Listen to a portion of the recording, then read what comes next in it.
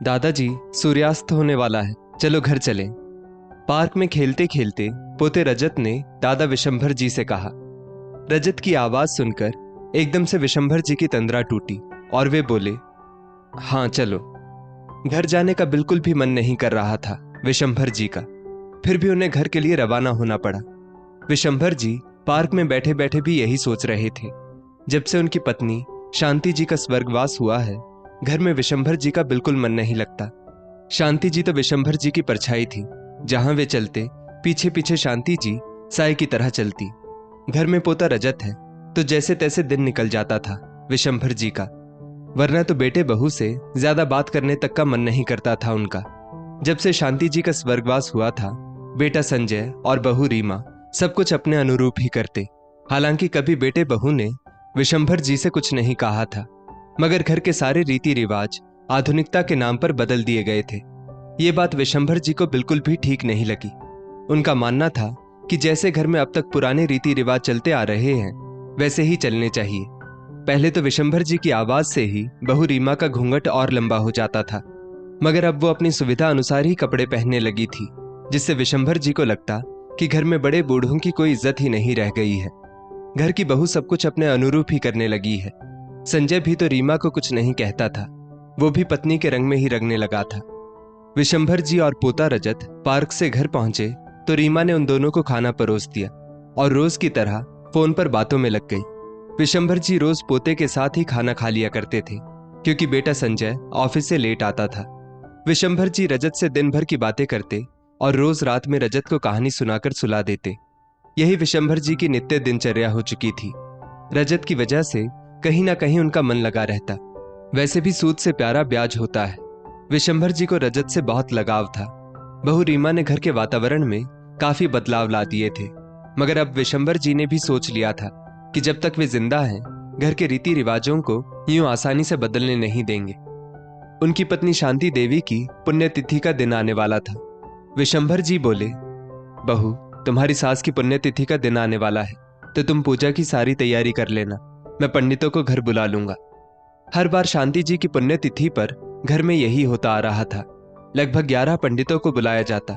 घर में बड़ी सी पूजा रखी जाती। पंडितों को भोजन करवाकर दान दक्षिणा दी जाती। इस बार रीमा बोली, पापा जी, मैंने अनाथ आश्रम में बात कर रखी है। इस बार हम पूजा के बदले अनाथ आश्रम चलेंगे और मम्मी जी के नाम पर दान पुण्य करेंगे। रीमा का यूं विशंभर जी से पूछे बिना अनाथ आश्रम में बात कराना विशंभर जी को बिल्कुल हजम नहीं हुआ। वे कड़कती आवाज में बोले, और कितना बदलाव करोगी घर में बहू? वैसे भी तो सब कुछ अपने अनुसार ही कर रही हो। कम से कम मेरी पत्नी की पुण्यतिथि पर तो मैं जो चाहता हूं वो करने दो। रीमा ससुर जी की कड़कती आवाज से डर गई और बोली, पापा जी, मैं तो बस जमाने के अनुसार चल रही हूं और चाहती हूं कि आप भी अपनी सोच में परिवर्तन लाएं। विशंभर जी फिर से कड़कड़ाती आवाज में बोले, घर में सलवार कमीज पहनकर घूमती हो, किटी पार्टी में जाती हो, अपनी उम्र की अपनी सहेलियों के साथ बाहर घूमने जाती हो। सब कुछ देख रहा हूं बहू, और सहन भी कर रहा हूं। तुम्हारे ये बदलाव तुम्हें ही मुबारक हो। रीमा बोली, पापा जी, मैंने कभी आपको तो कोई तकलीफ नहीं होने दी, या कभी आपके खाने पीने में तो कोई कमी नहीं रखी, फिर भी आप मुझ पर इतना गुस्सा क्यों कर रहे हो? विशंभर जी बोले, मैं नहीं चाहता मेरे घर में ये सब बदलाव लाए जाए। मैं पुरानी संस्कृति से जुड़ा आदमी हूं, मुझे बदलाव पसंद नहीं। आज शांति जिंदा होती तो घर में ऐसा सब कभी ना होता। रीमा से भी चुप ना रहा गया और वो बोल पड़ी, पापा जी, एक औरत को हमेशा अपने सामने झुकाकर या अपनी बातें मनवाने के बाद आप सिर्फ अपने पौरुषत्व को संतुष्ट करते हैं। मम्मी जी की पीड़ा मैंने केवल देखी ही नहीं, महसूस भी की है कि वो कितनी बार अपनी ख्वाहिशों का गला सिर्फ इसलिए घोंट देती थी क्योंकि वे जानती थी कि आपको ये सब पसंद नहीं आएगा।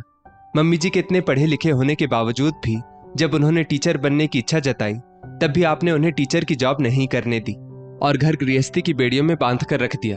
ऐसी अनगिनत इच्छाएं हैं जो सिर्फ उन्होंने मुझे बताई थी पापा जी। विशंभर जी बोले, तुम ये सब बोलकर मुझे नीचा दिखाना चाहती हो, मुझे अपनी नजरों में गिराना चाहती हो, मगर मैं तुम्हारी बातों में नहीं आने वाला बहू। मैं कल भी सही था और आज भी सही हूं। इंसान तो बस अपनी नजर में सही होना चाहिए। तुम मेरे बारे में क्या सोचती हो उसकी मुझे रत्ती भर परवाह नहीं। रीमा तो बस ससुर जी को उनकी गलती का एहसास दिलाना चाहती थी, जो उन्होंने सासू मां के रहते की थी। मगर विशंभर जी के कानों पर तो जैसे जूं ही ना रेंगी। रीमा ने भी ठान लिया था, बदलाव प्रकृति का नियम है और नई सोच को अपनाने में कोई बुराई नहीं है। हाँ, जब तक उस संस्कृति से हमारे घर के बुजुर्गों के मान सम्मान में कोई कमी नहीं आए।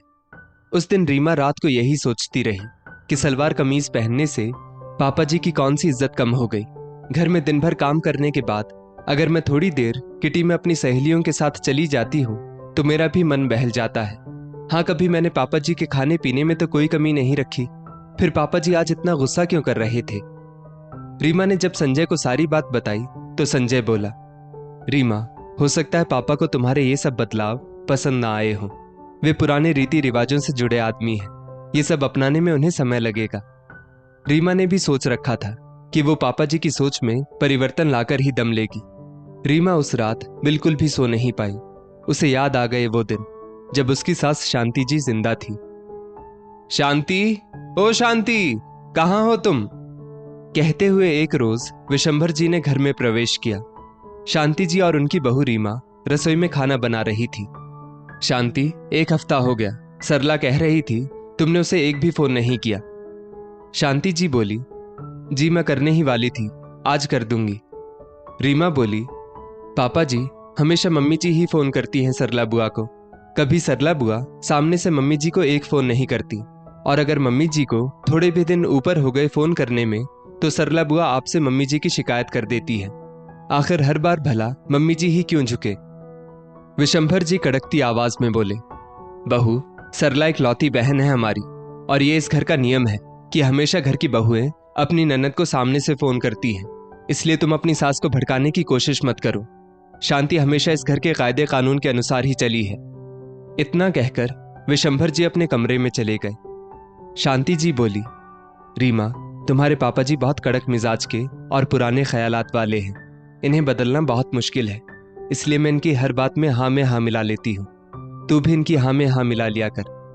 रीमा बोली, मम्मी जी मुझसे गलत बातें सहन नहीं होती, और मुझे लगता है एक वक्त के बाद हमें भी जमाने के अनुसार चलना शुरू कर देना चाहिए। शांति जी विशंभर जी से बहुत डरती थी और हमेशा उनके कहे अनुसार ही चलती, इसलिए उनकी काफी इच्छाएं मन में ही दबी रह गई थी। शांति जी और रीमा में खूब बनती थी, क्योंकि रीमा शांति जी की अंतर्वेदना को अच्छे से जानती थी। विशंभर जी शांति जी को कई बार बिना बात के भी डांट देते, क्योंकि उनका पुरुषत्व उनके लिए बहुत मायने रखता था। एक बार विशंभर जी शांति जी को बिना वजह डांट रहे थे, तब रीमा बीच में आकर बोली, पापा जी, मम्मी जी की कोई गलती नहीं है, आप बार बार मम्मी जी को क्यों डांटते हैं, वे आपकी पत्नी हैं, गुलाम नहीं। विशंभर जी बोले, बहू, अगर तुम्हें इस घर में रहना है तो कान खोलकर सुन लो, तुम्हारी सास भी इस घर के हिसाब से ढलती आई है और तुम्हें भी इसी तरह यहाँ ढलना होगा। शांति जी हमेशा रीमा को अकेले में कहती, रीमा तुम ज्यादा मत बोला करो, वरना तुम्हें भी तुम्हारे पापा जी का कड़क मिजाज सहना पड़ेगा।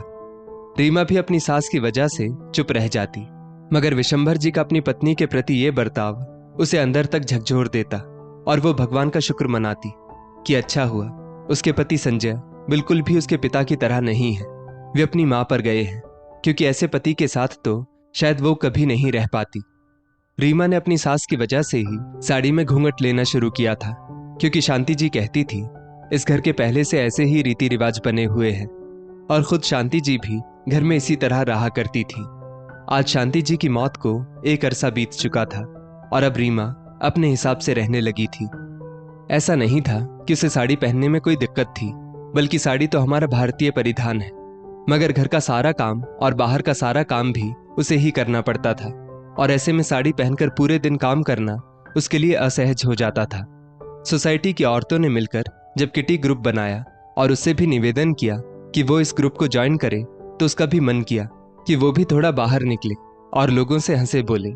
जैसे हर एक बहू अपनी ख्वाहिशें पूरी करना चाहती है, वैसे रीमा भी चाहती थी, मगर उसके ससुर जी के हिसाब से रीमा ये सब गलत कर रही थी। रीमा ने भी सोच लिया कि पापा जी मम्मी जी के राज में तो नहीं बदल पाए, मगर मैं उनमें बदलाव जरूर लाऊंगी। अब तो मानो जैसे रीमा विशंभर जी के कड़क मिजाज की परीक्षा ही ले रही हो। वो बदलाव पर बदलाव लाती रही और विशंभर जी सहन करते रहे। विशंभर जी अब सोचने लगे थे, ना जाने जिंदगी के कितने दिन शेष बचे हैं। वैसे भी अगर मैं ये बदलाव नहीं करने दूंगा तो भी मेरे मरने के बाद ये सारे बदलाव घर में आएंगे ही, तो मेरे जीते जी ही आ जाए। एक दिन रीमा किटी पार्टी से आकर संजय से बोली, संजय, मेरी किटी पार्टी की सारी फ्रेंड्स को कार चलानी आती है, सिर्फ मुझे ही नहीं आती, तो कल से मैं भी कार चलाना सीखना चाहती हूँ। संजय बोला, रीमा, मुझे कोई आपत्ति नहीं, मगर पापा नहीं मानेंगे। दूसरे दिन वही हुआ जिसका डर था। विशंभर जी ने रीमा को इस बात की अनुमति नहीं दी और वे बोले, हमारे घर की बहुएं कार नहीं चलाती। फिर तो मानो रीमा ने पूरा घर सिर पर उठा लिया और उसकी जिद के आगे विशंभर जी को घुटने टेकने पड़े। अब रोज रीमा कार चलाने सीखने जाने लगी और थोड़े ही दिन में वो कार चलाने में निपुण हो गई। एक रोज रीमा मार्केट से घर आई तो उसने देखा कि विशंभर जी निढाल होकर घर में पड़े हैं। संजय भी ऑफिस के काम से बाहर गए हुए थे और बेटा रजत तब स्कूल गया हुआ था। उसने ना आव देखा ना ताव, जल्दी से अपनी कार निकाली और विशंभर जी को कार में सुलाकर तुरंत हॉस्पिटल लेकर पहुंची। हॉस्पिटल जाकर पता चला विशंभर जी को साइलेंट अटैक आया था। लगभग 6 घंटे बाद विशंभर जी को होश आया। तब डॉक्टर ने उनसे कहा, कैसा लग रहा है अब आपको? विशंभर जी ने आंखें खोलकर सभी को देखा। डॉक्टर बोले, आपकी बेटी को तो मानना पड़ेगा, अगर ये आपको सही समय पर हॉस्पिटल नहीं लाती तो शायद आज आप हमारे बीच ना होते। विशंभर जी ने रीमा की तरफ देखा और रीमा को अपने पास बुलाया। रीमा के सिर पर हाथ रखकर विशंभर जी बोले, डॉक्टर साहब, ये मेरी बेटी नहीं, बहू है और आज मुझे अपनी बहू पर फक्र महसूस हो रहा है। डॉक्टर साहब रीमा से बोले, तुम जैसी बहू सबको मिले। विशंभर जी की आंखों में आज पछतावा साफ झलक रहा था। वे बोले, बहू, मुझे माफ कर दो, मैंने तुम पर हमेशा टोका टोकी की, तुम्हारी नई सोच पर हमेशा प्रश्न उठाए, मगर आज तुम्हारी इसी आधुनिक सोच की वजह से मैं जिंदा हूं। रीमा की आंखें भी छलक उठी। दोस्तों, नई सोच को अपनाना कोई गलत बात नहीं है, बस शर्त यह है कि वो हमारे घर के बुजुर्गों के मान सम्मान में कोई कमी ना आने दे। आधुनिकता रखने में कोई बुराई नहीं, बस वो किसी की मान मर्यादा को छलनी ना करे। इस स्टोरी को लेकर आपकी क्या राय है, नीचे कमेंट करके जरूर बताइएगा और ऐसी ही और भी बेहतरीन वीडियोस के लिए हमारा पेज जरूर फॉलो करें। धन्यवाद।